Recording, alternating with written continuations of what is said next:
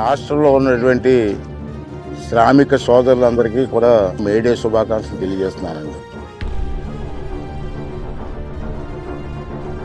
ఈ పథకం పెట్టినప్పుడు ఉపాధి హామీ కూలీలు అని చెప్పి పిలిచేవాళ్ళం మనం. రాష్ట్ర వ్యాప్తంగా కూలీలు అన్న పదం కాదు, అది సరైన పదం కాదు.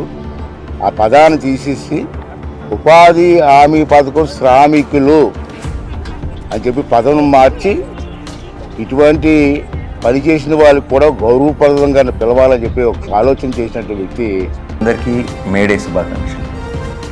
Whenever there is any workplace accidents happening, we also made sure that initially it was 50,000 that they're given, but now he has increased it to 4 to 6 lakhs. I think that's a great initiative by our Pawan Kalyan garu. నేను రాజకీయాల్లోకి వచ్చి చాలా సంవత్సరాలు అయింది. అప్పటి నుంచి నేను చాలామంది నాయకులతో చూశాను, వాళ్ళ పనితీరు చూశాను.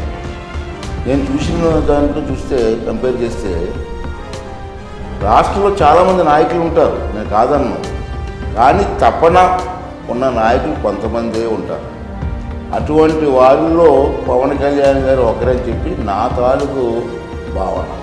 ఇంకేంటంటే అతను చేస్తున్న కార్యక్రమాలు ఒక తపనతో చేస్తారు. ఏదో ఒకటి చెయ్యాలన్న తపన అతనిలో కనపడుతుంది.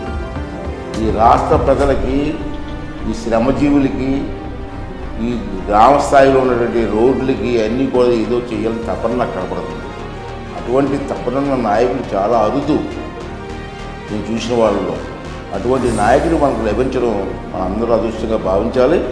అతను చేస్తున్న ప్రతి కార్యక్రమాన్ని కూడా మనసు పెట్టి ఆలోచించి రాష్ట్రాన్ని అభివృద్ధి చేయడంలో మన తాలూకు సహకారం అతనికి అందించాలని చెప్పి నేను మనస్ఫూర్తిగా కోరుకుంటూ, మీ అందరి తాలూకు ఆశీర్వాదం పవన్ కళ్యాణ్ గారికి ఇచ్చి ఇటువంటి కార్యక్రమాలు మరిన్ని కార్యక్రమాలు తీసుకొచ్చి ఈ రాష్ట్ర అభివృద్ధిలో అతను భాగస్వామ్యం అవ్వాలని చెప్పి మనస్ఫూర్తిగా భగవంతుడు కోరుకున్నారండి. ప్రధానమంత్రి గారి దగ్గర నుంచి, ముఖ్యమంత్రి గారి దగ్గర నుంచి, చిట్ట చివరన ఉన్న సచివాలయం ఉద్యోగుల వరకు అందరూ కట్టుదిట్టంగా ఒకటే మాట మీద ఉంటే మేమందరం మీకు చిన్నపాటి ఆనందం మేము చూడగలుగుతున్నాం మీ కళ్ళలో.